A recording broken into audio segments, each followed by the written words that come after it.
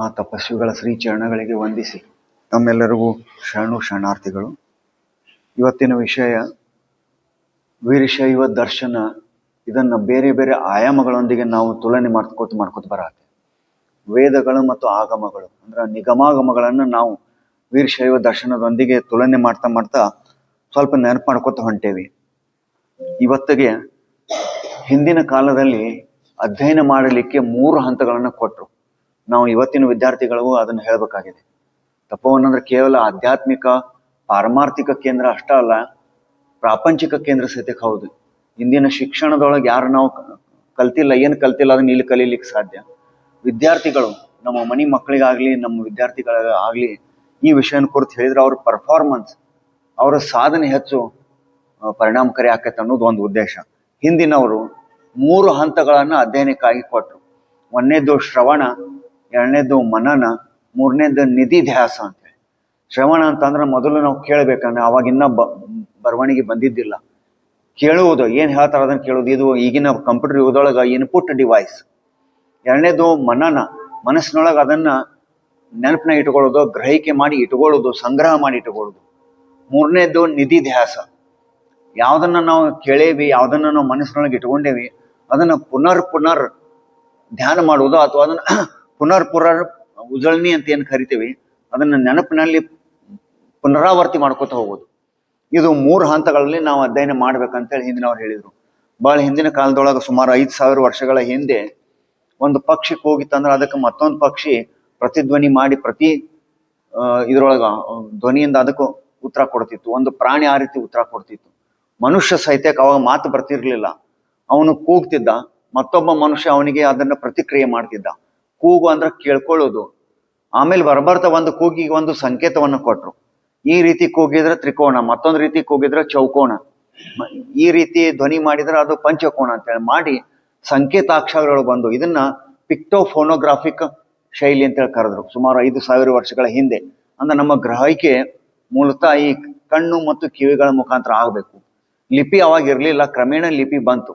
ಇದು 1ನೇ ಕ್ರಿಯೆ. 2ನೇದು ಮನನ, ನೆನಪಿನ ಕೇಂದ್ರ ಏನಿದೆ, ನಮ್ಮ ಮೆದುಳಿನ ನೆನಪಿನ ಕೇಂದ್ರಗಳು ಜಾಗೃತಿ ಆಗಬೇಕು. ಶ್ರವಣ ಕೇಂದ್ರ ಇದೆ, ನಾಸಿಕಕ್ಕೆ ಒಂದು ಕೇಂದ್ರ ಇದೆ, ಕೇಳುವುದಕ್ಕೆ ಪ್ರತಿಯೊಂದಕ್ಕೂ ಮೆದುಳಿನಲ್ಲಿ ಒಂದೊಂದು ಕೇಂದ್ರಗಳದಾವು. ಆ ಕೇಂದ್ರಗಳು ಪ್ರಫುಲ್ಲಿತವಾಗಬೇಕು, ಆಹಾರ ವಿಹಾರ ಆ ರೀತಿ ಇರಬೇಕು. ಅದೇ ರೀತಿ ಅಧ್ಯಯನಕ್ಕೆ ಅವು ಪೂರಕವಾಗಿ ಯಾವ ರೀತಿ ತಯಾರಾಗಬೇಕು ಅನ್ನೋದು ಮನನದಲ್ಲಿ ಬಂತು. 3ನೇದು ನಿಧಿಧ್ಯಾಸ. ಪುನರ್ ನಮ್ಮ ಮನಸ್ಸಿನನ್ನು ಶೇಖರಿಸಲ್ಪಟ್ಟಂತ ವಿಷಯಗಳನ್ನು ನಾವು ಪುನರಾವೃತ್ತಿ ಮಾಡುವುದು, ಉಜಳನಿ ಮಾಡುವುದು, ಇದು ನಿಧಿಧ್ಯಾಸ. ಇನ್ನು ವೇದಗಳನ್ನು ಕುರಿತು ನೋಡಿದೆ, ಆಮೇಲೆ ನಿಗಮಗಳನ್ನು ಕುರಿತು ನೋಡಿ, ಆಮೇಲೆ ಆಗಮಗಳನ್ನು ಕುರಿತು ತುಲನೆ ಮಾಡಿ ಮತ್ತಷ್ಟು ಕೆಲವು ಶಬ್ದಗಳನ್ನಾದ್ರೂ ನಾವು ನೆನಪಿನಾಗಿ ಇಟ್ಕೋಬೇಕು. ವೇದಾಂಗಗಳು ಅಂತ ಬಂತು, ಇದರಲ್ಲಿ ಜ್ಞಾನ ಮಾರ್ಗಗಳು ಅಂತ ಬಂತು. ಇದರಲ್ಲಿ 6 ಪ್ರಕಾರದ ಜ್ಞಾನಕ್ಕೆ ಸಂಬಂಧಪಟ್ಟಂತ ಅಧ್ಯಯನಗಳನ್ನ ವೇದಾಂಗದಲ್ಲಿ ಮಾಡಬೇಕು ಅಂತ ಹೇಳಿ ಬಂತು. ವೇಗದ ಭಾಗಗಳು. 1ನೇದು ಶಿಕ್ಷೆ, ಇದನ್ನ ಉಚ್ಚಾರಣೆ ಮಾಡಿ ಪಠಣ ಮಾಡುವುದು. ವೇದಗಳ ಗ್ರಂಥಗಳ ಅಥವಾ ಶ್ಲೋಕಗಳ ಉಚ್ಚಾರಣೆ ಮಾಡುವುದು ಒಂದು ವಿಧಾನ, ವೇದಾಂಗಗಳಲ್ಲಿ ಒಂದು ಪ್ರಕಾರ. 2ನೇದು ವ್ಯಾಕರಣ ಅಂದ್ರೆ ಭಾಷಾಶಾಸ್ತ್ರ. ಬಹಳ ಸ್ಪಷ್ಟವಾಗಿ ಮತ್ತೊಬ್ಬರಿಗೆ ತಿಳಿಯುವಂತೆ, ಅರ್ಥಗರ್ಭಿತವಾಗುವಂತೆ ವ್ಯಾಕರಣಬದ್ಧವಾಗಿ ಹೇಳುವ ಅಥವಾ ಕೇಳುವ ವಿಧಾನ. 3ನೇದು ಛಂದಸ್ ಅಂದ್ರೆ ಕಾವ್ಯಾತ್ಮಕವಾಗಿ ಅಥವಾ ಲಯಬದ್ಧವಾಗಿ ನಮ್ಮ ವಚನ ಸಾಹಿತ್ಯಗಳು ಯಾವ ರೀತಿ ಬರೆಯಲ್ಪಟ್ಟಿವೆ ಆ ರೀತಿ ಕಾವ್ಯಾತ್ಮಕವಾಗಿ ಮತ್ತು ಲಯಬದ್ಧವಾಗಿ ಸಾಹಿತ್ಯದ ರಚನೆ ಮಾಡುವುದು ಛಂದಸ್. ಆಮೇಲೆ ನಿರುಕ್ತಿ ಅಂತ ಬಂತು. ಇದು ಪದಮೂಲ ಶಾಸ್ತ್ರ, ಶಬ್ದಗಳ ರಚನಾಶಾಸ್ತ್ರ ಕುರಿತು ನಿರುಕ್ತ. ಮತ್ತೊಂದು ಜ್ಯೋತಿಷ್ಯ ಶಾಸ್ತ್ರ, ಖಗೋಳ ಅಥವಾ ಕಾಲಜ್ಞಾನ ಕುರಿತು ಅಥವಾ ಸಮಯ ಪರಿಪಾಲನೆ ಕುರಿತು, ವೇಳೆಗೆ ಸರಿಯಾಗಿ ನಿಗದಿತವಾಗಿ ಶಿಕ್ಷಣವನ್ನ ತೆಗೆದುಕೊಳ್ಳುವಂಥದ್ದು ಅಥವಾ ಸಾಧನೆ ಮಾಡುವಂಥದ್ದು.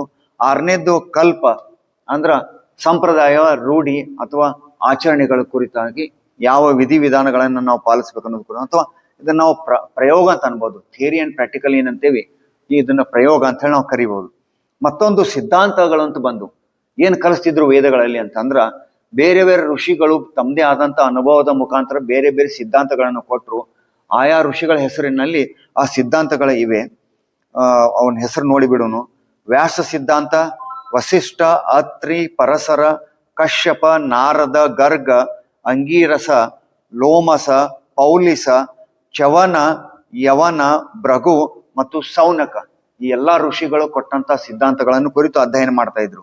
ಇನ್ನ ಸ್ಮೃತಿಗಳಂತೂ ಬರ್ತಾವ. ನಾವು ಅವಾಗವಾಗ ಕೇಳ್ತೇವೆ, ಶ್ರುತಿ, ಸ್ಮೃತಿ, ಪುರಾಣ, ಆಗಮೋಕ್ತವಾಗಿ ನಾವು ಈ ಪೂಜೆ ಮಾಡ್ತೇವೆ ಅಂತೇಳಿ ಮನೆಯೊಳಗೆ ಏನ್ರ ಪೂಜೆ ಹಚ್ಚಿದಾಗ ಇವ್ 4 ಹೆಸರು ತಗೊಂಡು ಅವ್ರು ಮಾಡ್ತಾರಂದ್ರ ಎಲ್ಲವನ್ನು ಸೇರಿಸಿಕೊಂಡು ಮಾಡೋಂಥದ್ದು ಪರಿಪಕ್ವವಾದಂಥ ಪೂಜೆ ಅಂತ ಅವ್ರು ಹೇಳ್ತಿದ್ರು. ಇದ್ರೊಳಗ 1ನೇದು ಶ್ರುತಿ ಆದ್ಮೇಲೆ 2ನೇದು ಸ್ಮೃತಿ.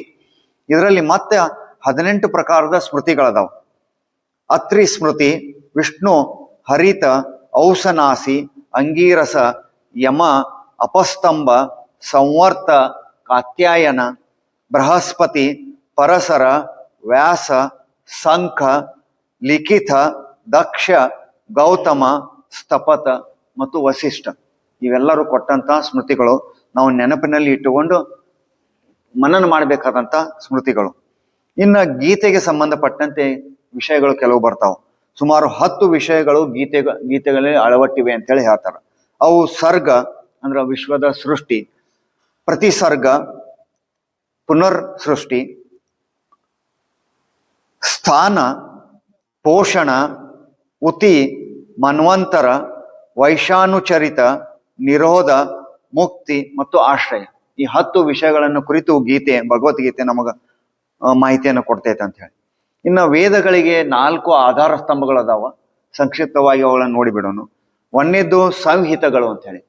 ಈ ಪ್ರತಿಯೊಂದು ಯೋಗಕ್ಕೂ ಒಂದೊಂದು ಸಂಹಿತ ಇದೆ. ಯಜುರ್ವೇದ ಸಂಹಿತೆ ಅಂತ ಬಂತು, ಸಾಮವೇದ ಸಂಹಿತೆ ಅಂತ ಬಂತು. ಇತ್ತೀಚೆಗೆ ನಾವು ನೋಡಿದ್ದು ಬಹಳ ಕಾಮನ್ ಆಗಿ ನೋಡೋದು ಏನಂದ್ರೆ ಆಯುರ್ವೇದದಲ್ಲಿ ಚರಕ ಸಂಹಿತೆ ಮತ್ತು ಸುಶ್ರುತ ಸಂಹಿತೆ ಅಂತ ಏನ್ ಬಂತು, ಇದು ಸಂಹಿತೆಗೆ ಉದಾಹರಣೆ. ಸಂಹಿತೆಗಳು ಏನಂದ್ರೆ ಸಂಕಲನ, ಎಲ್ಲವನ್ನ ಕ್ರೋಢೀಕರಿಸಿ ಅದನ್ನು ವ್ಯವಸ್ಥಿತವಾಗಿ ಶೇಖರಣೆ ಮಾಡಿಡುವುದು. ಇವು ಶಾಸ್ತ್ರ ರೂಪದಲ್ಲಿ ಬರೆದಿಡುವಂತ ವ್ಯವಸ್ಥೆ, ಇದು ಸಂಹಿತೆ. ನಮ್ಮಲ್ಲಿ ಶೂನ್ಯ ಸಂಪಾದನೆ ಅಂತ ಏನ್ ಬಂತು, ಈ ಸಂಪಾದನೆ ಅನ್ನೋದು ಸಂಹಿತೆಗೆ ಸಂಬಂಧಪಟ್ಟಂತೆ ಒಂದು ವ್ಯವಸ್ಥೆ, ಸಂಕಲನ ಮಾಡುವಂತಹದ್ದು ವ್ಯವಸ್ಥೆ. ಇನ್ನು 2ನೇದು ಬ್ರಾಹ್ಮಣಗಳು ಅಂತ ಬಂತು. ಇಲ್ಲಿ ಜಾತಿ ಸೂಚಕ ಅಲ್ಲ ಇದು. ಬ್ರಾಹ್ಮಣಗಳಂತ ಅಂದ್ರ ಬೇರೆ ಬೇರೆ ವಿಧಿವಿಧಾನಗಳನ್ನ, ಧಾರ್ಮಿಕ ವಿಧಿವಿಧಾನಗಳನ್ನ ನಾವು ಗೃಹಸ್ಥರಿಗೆ ಕೊಡಬೇಕಾದ್ರೆ ಅದು ಬ್ರಾಹ್ಮಣಗಳಂತ ಬಂತು. ಅಂದ್ರ ನಗರದಲ್ಲಿ, ಪಟ್ಟಣಗಳಲ್ಲಿ ಗೃಹಸ್ಥಾಶ್ರಮಿಗಳಿಗೆ ವಿಧಿವಿಧಾನಗಳು, ಧರ್ಮದ ಆಚರಣೆಗಳನ್ನ ಪಾಲಿಸಲಿಕ್ಕೆ ಕೊಡುವಂತ ಒಂದು ವ್ಯವಸ್ಥೆ, ಮಾಡಬೇಕಾದಂತ ಒಂದು ವ್ಯವಸ್ಥೆ, ಇದು ಬ್ರಾಹ್ಮಣಗಳು ಅಂತ ಹೇಳಿ. ಅದೇ ರೀತಿ ಅರಣ್ಯಕಗಳು ಅಂತ ಬಂದು ವಾನಪ್ರಸ್ಥಾಶ್ರಮಿಗಳಿಗೆ ವಿಧಿವಿಧಾನಗಳನ್ನ ಅಂದ್ರೆ ಸಾಧನೆ ಮಾಡಲಿಕ್ಕೆ. ಇದು 1ನೇದು ಕರ್ಮಕಾಂಡವನ್ನೇ ಹೇಳ್ತೈತೆ. ಬ್ರಾಹ್ಮಣಗಳು ಕರ್ಮಕಾಂಡವನ್ನೇ ಹೇಳ್ತಾವ, ಅರಣ್ಯಕಗಳು ಜ್ಞಾನಕಾಂಡವನ್ನೇ ಹೇಳ್ತಾವ. ನಾವು ಜ್ಞಾನಪೂರ್ಣವಾಗಿ ಸಾಧನೆ ಮಾಡುವ ವಿಧಾನಗಳನ್ನ ಈ ಅರಣ್ಯಕಗಳಲ್ಲಿ ಬಂದಿವೆ. ಒಂದೊಂದು ಯೋಗದಲ್ಲಿ, ಒಂದೊಂದು ವೇದಗಳಲ್ಲಿ ಬೇರೆ ಬೇರೆ ಅರಣ್ಯಕಗಳು ಬಂದು ಐತ್ರೇಯ ಅರಣ್ಯಕ, ಕೌಶಿತಕ್ಷಿ, ತಲವಕಾರ, ಛಂದೋಗ್ಯ, ತೈತರೀಯ, ಮೈತ್ರಿಯ ಅರಣ್ಯಕ ಮತ್ತು ಬೃಹದಾರಣ್ಯಕ ಈ ರೀತಿ ಅರಣ್ಯಕಗಳು, ಬ್ರಾಹ್ಮಣಗಳು ಮತ್ತು ಸಂಹಿತೆಗಳು. 4ನೇದು ವೇದಗಳಿಗೆ ಆಧಾರ ಸ್ತಂಭದಲ್ಲಿ 4ನೇದು ಉಪನಿಷತ್ತುಗಳು ಅಂತ ಹೇಳಿ. ಇಲ್ಲಿ ಉಪನಿಷತ್ ಅಂದ್ರ ಗುರುವಿನ ಸಮ್ಮುಖದಲ್ಲಿ, ಅವರ ಆಸ್ಥಾನದಲ್ಲಿ, ಅವರ ಸನಿಹದಲ್ಲಿ ಕುಳಿತುಕೊಂಡು ಅಧ್ಯಯನ ಮಾಡುವ ವಿಧಾನ, ಅವು ಉಪನಿಷತ್ ಅಂತ ಹೇಳಿ. ಈ ಉಪನಿಷತ್ತುಗಳು 108 ಅದಾವ. ಆದ್ರೆ 10 ಉಪನಿಷತ್ತುಗಳು ಬಹಳ ಪ್ರಾಚೀನ ಅಂತ ಹೇಳಿ ಅವುಗಳನ್ನ ಹೆಸರು ನೋಡಿಬಿಡೋನು. ಈಶೋಪನಿಷತ್, ಕೇನೋಪನಿಷತ್, ಪ್ರಶ್ನೋಪನಿಷತ್, ಕಠೋಪನಿಷತ್, ಮುಂಡಕೋಪನಿಷತ್, ಮಾಂಡುಕ್ಯೋಪನಿಷತ್, ಉಪನಿಷತ್, ಐತರೇಯೋಪನಿಷತ್, ಛಾಂದೋಗ್ಯೋಪನಿಷತ್, ಬೃಹದಾರಣ್ಯಕೋಪನಿಷತ್ ಇವು 10 ಬಹಳ ಪ್ರಾಚೀನವಾದಂತ ಉಪನಿಷತ್ತುಗಳು. ಇವು 4 ವೇದಾಂತಗಳಿಗೆ ಸಂಬಂಧಪಟ್ಟಂತ, ವೇದಗಳಿಗೆ ಸಂಬಂಧಪಟ್ಟಂತು. ಉಪನಿಷತ್ತುಗಳಿಗೆ ವೇದಾಂತಗಳು ಅಂತ ಕರೀತಾರೆ. ವೇದದ ಕೊನೆಯ ಭಾಗದಲ್ಲಿ ಅವುಗಳನ್ನು ಅಧ್ಯಯನ ಮಾಡುವುದಕ್ಕಾಗಿ ಅವುಗಳಿಗೆ ವೇದಾಂತಗಳು ಅಂತ ಹೇಳಿ ಕರೆದ್ರು. ಇನ್ನು ಪುರಾಣಗಳು ಅಂತ ಬರ್ತಾವ. ಸಂಕ್ಷಿಪ್ತವಾಗಿ ಕೆಲವೊಮ್ಮೆ ಶ್ರೀಗಳು ಏನ್ ಹೇಳ್ಯಾರಂದ್ರ, ಈ ವೀರಶೈವ ದರ್ಶನದಲ್ಲಿ ಬರ್ದಾರ, ಗೊಡ್ಡು ವೇದಾಂತ, ಮಡ್ಡು ಸಿದ್ಧಾಂತ, ಇದನ್ನ ಬೆನ್ ಹತ್ಬೇಡ್ರಿ ಅಂತ ಹೇಳಿ, ಅವುಗಳ ರಸ ಅಷ್ಟ ತಗೊಂಡು ಮುಂದೆ ಹೋಗ್ಬೇಕು, ಬಹಳಷ್ಟು ಅದ್ರ ಬೆನ್ ಹತ್ಬೇಡ್ರಿ ಅಂತ ಹೇಳಿ ಕೇವಲ ನಾವು ಹೆಸರನ್ನ ತೆಗೆದುಕೊಂಡು ಮುಂದೆ ಹೋಗ್ಬಿಡೋನು. ಪುರಾಣಗಳಲ್ಲಿ ಮೂಲತಃ 3 ಪ್ರಕಾರವಾಗಿ ನಾವು ವಿಂಗಡಣೆ ಮಾಡಿದ್ದನ್ನು ಈಗಾಗಲೇ ನೋಡಿದ್ವಿ. ಶಿವಪುರಾಣ, ವಿಷ್ಣು ಪುರಾಣ ಮತ್ತು ಬ್ರಹ್ಮ ಪುರಾಣ ಅಂತ ಹೇಳಿ. ಮತ್ತೊಂದು ಕ್ಲಾಸಿಫಿಕೇಶನ್ ಬರ್ತೈತಿ ಪುರಾಣಗಳಲ್ಲಿ. ಅದ್ರೊಳಗ ಶೈವ ಪುರಾಣ, ಶಾಕ್ತ ಪುರಾಣ ಮತ್ತು ವಿಷ್ಣು ಪುರಾಣ ಅಂತ ಹೇಳಿ ಬಂದು ಬೇರೆ ಕ್ಲಾಸಿಫಿಕೇಶನ್. ಇನ್ನು ಪುರಾಣಗಳನ್ನು ಕ್ಲಾಸಿಫೈ ಮಾಡ್ಬೇಕಂತಂದ್ರ ಮತ್ತೆ ಬೇರೆ 6 ಪ್ರಕಾರವಾಗಿ ಮಾಡುವಂತ ವಿಧಾನನೂ ಇದೆ. ಅವುಗಳಲ್ಲಿ 6 ಪ್ರಕಾರದ ಮತ್ತೊಂದು ವಿಭಾಗೀಕರಣದೊಳಗ ಶಿವಪುರಾಣ ಬಂತು, ಸ್ಕಂದ ಪುರಾಣ ಬಂತು ಮತ್ತು ಶಾಕ್ತ ಪುರಾಣದ ಬಂತು. ಈ ರೀತಿ 3 ಸೇರಿಸಿ ಮತ್ತೆ 6 ಪ್ರಕಾರದ ಪುರಾಣಗಳನ್ನು ಕ್ಲಾಸಿಫೈ ಮಾಡುವಂತ ವ್ಯವಸ್ಥೆನೂ ಒಂದಿದೆ. ಈಗ ನಾವು ಪುರಾಣಗಳ 18 ಪುರಾಣಗಳು, ಅವುಗಳ ಹೆಸರು ನೋಡಿಬಿಡೋಣ. ಬ್ರಹ್ಮ ಪುರಾಣ, ಪದ್ಮ ಪುರಾಣ, ವಿಷ್ಣು ಪುರಾಣ, ಭಾಗವತ್, ನಾರದ, ಮಾರ್ಕಂಡೇಯ, ಅಗ್ನಿ, ಭವಿಷ್ಯ, ಬ್ರಹ್ಮ ವೈವರ್ತ, ಲಿಂಗ ಪುರಾಣ, ವರಾಹ, ಸ್ಕಂದ ಪುರಾಣ, ವಾಮನ ಪುರಾಣ, ಕೂರ್ಮ, ಮತ್ಸ್ಯ, ಗರುಡ, ಬ್ರಹ್ಮಾಂಡ ಪುರಾಣ. ಈ 18 ಪುರಾಣಗಳು ಪ್ರಚಲಿತವಾಗಿ ನಮ್ಮಲ್ಲಿ ಇವೆ. ಈ ಪುರಾಣಗಳಲ್ಲಿ 5 ಲಕ್ಷಣಗಳು ಬಂದು, ನಮಗ ಪುರಾಣಗಳು ಯಾವ ಗುಣಗಳನ್ನು ತೋರುತ್ತವೆ ಅನ್ನೋದಕ್ಕೆ 5 ಲಕ್ಷಣಗಳು ಬಂದು. ಒಂದನೇದು ಸರ್ಗ, ಅದು ವಿಶ್ವದ ಸೃಷ್ಟಿಯನ್ನು ಕುರಿತು. ಮತ್ತೊಂದು 2ನೇದು ಪ್ರತಿಸರ್ಗ, ಪುನರ್ ಸೃಷ್ಟಿ. ವಂಶ ಅಂತ ಬಂತು, ಋಷಿ ಮತ್ತು ದೇವರುಗಳ ವಂಶಾವಳಿಯನ್ನು ಕುರಿತು ಹೇಳುವಂತ ಒಂದು ವ್ಯವಸ್ಥೆ. ಮನ್ವಂತರ ಅಂತ ಬಂತು, ಇದು ಕಾಲಚಕ್ರ ಅಂತ ಕುರಿತು. ಅಂದ್ರೆ 24 ತಾಸಿಗೆ ಒಂದು ದಿನ ಆತು, 7 ದಿನಗಳಿಗೆ ಒಂದು ವಾರ ಆತು, 365 ದಿವಸಗಳಿಗೆ ಒಂದು ವರ್ಷ, ಈ ರೀತಿ ಏನಾತು. ಈ ಕಾಲಚಕ್ರವನ್ನು ಕುರಿತು ಹೇಳುವಂತದ್ದು ಮನ್ವಂತರ. ವಂಶಾನುಚರಿತ ಅಂತ ಬಂತು, ಧರ್ಮ ರಕ್ಷಣೆಗಾಗಿ, ದೇಶ ರಕ್ಷಣೆಗಾಗಿ ರಾಜರು, ಯೋಧರು ಮತ್ತು ಬೇರೆ ಬೇರೆ ವಿದ್ವಾಂಸರು ಯಾರು ತಮ್ಮ ಜೀವನವನ್ನ ತ್ಯಾಗ ಮಾಡ್ಯಾರೋ ಅವರ ವಂಶಾನುಚರಿತ, ಅವರ ಚರಿತ್ರೆಯನ್ನು ಕುರಿತು ಖಾತೆ ಅಂತ ಏನ್ ಕರಿತೇವೆ ನಾವು, ಈ ವಂಶ ವೃಕ್ಷ ಅಥವಾ ಹೆಳವರೇನ್ ಹೇಳ್ತಾರ, ಆ ರೀತಿ ವಂಶ ಪರಂಪರಾತಿಗೆ ಬರುವಂತ ಆ ಚರಿತ್ರೆಯನ್ನು ಕುರಿತು ಹೇಳುವಂತಹದ್ದು ವಂಶಾನುಚರಿತ. ಆಮೇಲೆ ಉತ್ಪತ್ತಿ ಅಂತ ಬರೀತು. ಕೊನೆದ ಅನುಚರಿತ ಅಂತ ಹೇಳಿ, ಅಂದ್ರ ವಂಶದೊಳಗಿನ ಬೇರೆ ಬೇರೆ ಘಟನೆಗಳನ್ನು ಕುರಿತು ಹೇಳುವಂತಹದ್ದು. ಈ 5 ಪುರಾಣಕ್ಕೆ ಪಟ್ಟಂತ ಲಕ್ಷಣಗಳು, ಈ 5 ಗುಣಗಳನ್ನ ನಮಗೆ ಪುರಾಣಗಳು ತಿಳಿಸ್ತಾವ. ಇನ್ನ ಆಗಮನ ಕುರಿತು ಅಧ್ಯಯನ ಮಾಡಿದ್ರ ಆಗಮಗಳ ಕಾಲಮಾನ ಯಾವ್ದನ್ನೋದು ಈಗಾಗಲೇ ನಾವು ನೋಡೇವೆ. ಹರಿತ ಮತ್ತು ಕಾಳಿದಾಸನ ನೋಡಿದಾಗ ಸುಮಾರು 3 ವರ್ಷಗಳ ಹಿಂದೆ, 3000 ವರ್ಷಗಳ ಹಿಂದೆ, ಅವಾಗ ಹರಿತನ ಕಾಲದಲ್ಲಿ ಅರಣ್ಯಕಗಳು ಮತ್ತು ಬ್ರಾಹ್ಮಣಗಳು ಏನು ಬಂದು ಉಪನಿಷತ್ತುಗಳು, ಇವುಗಳ ಸರಿ ಸಮಾನ ಕಾಲದಲ್ಲಿ ಆಗಮಗಳು ಬರೆಯಲ್ಪಟ್ಟು ಅಂತ ಹೇಳಿ ಶ್ರೀಗಳು ಒಂದ್ ಕಡೆ ಹೇಳ್ತಾರ. ಈ ಪುಸ್ತಕದಲ್ಲಿ ಬರೆದ್ರು, ವೀರಶೈವ ದರ್ಶನ ಪುಸ್ತಕದಲ್ಲಿ. ಆದ್ರ ದ್ರಾವಿಡರ ಸಂಸ್ಕೃತಿಯನ್ನು ಹೇಳುವವು ಆಗಮಗಳು, ಆರ್ಯ ಸಂಸ್ಕೃತಿಯನ್ನು ಹೇಳುವವು ವೇದಗಳು. ದ್ರಾವಿಡರ ಮೊದಲು ಏನು ಆರ್ಯರ ಮೊದಲು ಅಂತೇಳಿ ಒಂದು ವಾದ ವಿವಾದ ಇದೆ. ಬಹಳಷ್ಟು ಜನರು ಇವ್ರದ್ದು ಖರೆ ಅಂತಾರ, ಕೆಲವೊಬ್ರು ಅವ್ರ ಖರೆ ಅಂತಾರ. ಆದ್ರ ಶ್ರೀಗಳನ್ನ ಹೇಳುವುದನ್ನು ನೋಡಿದ್ರ ಸುಮಾರು 5000 ವರ್ಷಗಳ ಹಿಂದೆ ಹರಪ್ಪ ಮೊಹೆಂಜೋದಾರದಲ್ಲಿ ಅಲ್ಲಿ ಅವಶೇಷಗಳು, ಮುದ್ರಿಕೆಗಳು, ಕೆತ್ತನೆಗಳು, ಅಲ್ಲಿ ಪಿಕ್ಟೋಫೋನೋಗ್ರಾಫಿಕ್ ಸಾಕ್ಷಿ ಪುರಾವೆಗಳನ್ನ ನೋಡಿದಾಗ ಮೊದಲು ಇದ್ದಂಥವರು ದ್ರಾವಿಡರು ಅಂತ ಹೇಳಿ ಅವ್ರು ವಾದವನ್ನು ಮಾಡ್ತಾರ. ಆಮೇಲೆ ಸುಮಾರು 1000ದಿಂದ 1500 ವರ್ಷಗಳ ನಂತರ ಈ ಆರ್ಯರು ದಾಳಿ ಮಾಡಿದ ಮೇಲೆ ಬೇರೆ ವಾತಾವರಣ ಶುರು ಆಯ್ತು. ಅಂದ್ರೆ ಮೊದಲು ಇದ್ದಂಥದ್ದು ದ್ರಾವಿಡ ಭಾಷೆ, ಕನ್ನಡ ಮತ್ತು ತಮಿಳು, ಈ 2 ಭಾಷೆಗಳು ಮೊದಲಲ್ಲಿ ಇದ್ದು ಅಂತೇಳಿ ಸಾಕಷ್ಟು ಸಾಕ್ಷಿಗಳನ್ನ ಕೊಡ್ತಾರೆ. ಉದಾಹರಣೆಗೆ ಶ್ರೀಗಳ ಶಿವಯೋಗರಾಶದಲ್ಲಿ ಬಂತು ಮತ್ತು ಮೀನ್ ಕಣ್ಣದಲ್ಲಿ ಬಂತು. ಅಲ್ಲಿ ಕೆಲವು ಶಬ್ದಗಳು ಈ ರೀತಿ ಕನ್ನಡದ ಅಚ್ಚು ಕನ್ನಡದ ಶಬ್ದಗಳು ಈ ರೀತಿ ಸಿಕ್ಕಿವೆ ಅಂತ ಹೇಳ್ತಾರ. ಮೀನ್ ಕಣ್ಣು ಇದು ಅಚ್ಚು ಕನ್ನಡದ ಶಬ್ದ, ಮೂಂಗ್ ಕಣ್ಣು ಇದು ಅಚ್ಚು ಕನ್ನಡದ ಶಬ್ದ, ಬಿಡುಗಣ್ ಇದು ಅಚ್ಚು ಕನ್ನಡದ ಶಬ್ದ ಅಂತೇಳಿ ಹೇಳ್ತಾರೆ.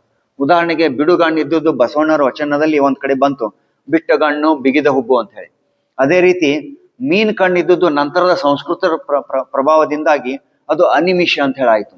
ಮೀನ್ ಕಣ್ಣು ಇದು ಕನ್ನಡದ ಶಬ್ದ, ಅನಿಮಿಷ ಅನ್ನೋದು ಸಂಸ್ಕೃತ ಸ್ವರೂಪ. ಗುಹೇಶ್ವರ ಹೆಂಗ್ ಬಂತ ಅನ್ನೋದನ್ನು ಅಲ್ಲಿ ಹೇಳ್ಯಾರ. ಗುಹೇಶ್ವರ ಅನ್ನೋದು ಇದು ಸಂಸ್ಕೃತ ಶಬ್ದ, ಆದ್ರ ಮೊದಲು ಇದು ಕನ್ನಡದ ಶಬ್ದ ಅಥವಾ ದ್ರಾವಿಡ ಶಬ್ದ ಅಲ್ಲಿ ತಮಿಳಿನೊಳಗೆ ಬಂತು. ಅವಾಗ ತಮಿಳು ಮತ್ತು ಕನ್ನಡ ಬೇರೆ ಬೇರೆ ಇರಲಿಲ್ಲ.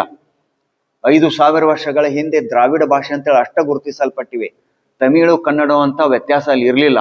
ನೀವು ಬಾದಾಮಿ ಒಳಗ ಅಲ್ಲಿ ಒಂದು ಸಂಗ್ರಹಾಲಯ ಇದೆ, ಅಲ್ಲಿ ಹೋಗಿ ನೋಡಿದ್ರ ಆ ಲಿಪಿಗಳು ಹೆಂಗ್ ಬಂದು ಅನ್ನುವಂಥದ್ದು ಅಲ್ಲಿ ಆ ಮ್ಯೂಸಿಯಂದೊಳಗೆ ಇಟ್ಟಾರ.